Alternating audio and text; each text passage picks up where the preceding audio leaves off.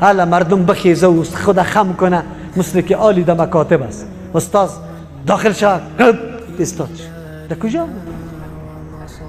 ما چه قسم مسلمان هستیم؟ دعوایی ازیر داریم، پیغمبر علیه السلام از زیاد دوست داریم، دروغ چرا میگی؟ انس رضی الله عنه میگه به الله قسم در چشم ما عظیمترین و مبجلترین شخصیت غیر از رسول الله بگه دیگه کس نبود، ولی وقتی که می آمد میخستیم؟ نه نمیخستیم. چرا؟ به خاطر ازی که بد میدانست رسول الله خستن. تو معلم صاحب خام تابعداری پیغمبر هستی، چرا این؟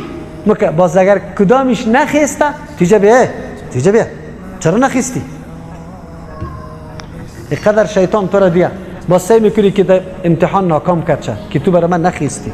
اینقدر نخوت و تکبر در ما وجود داره و خود معلمین میدانیم. اینی را معلمین میگن که دعا برات کرده رایسته، دعوت برات داده رایسته، با کدام کلمات تو را دعوت میده، از تو تقاضا نداره که چیزی را برای ازی خدمت کنی یا بدی، بلکه این دادرایی است. این دادرایی است. تاریخ مطالعه کنی، امام ابو حنیفه رحمه الله را زندگیش مطالعه کنی که میداد یا میگرفت. شاگردا را کالا کی میداد؟ نفقیش کی میداد؟ میگرفت از شاگردا یا میداد؟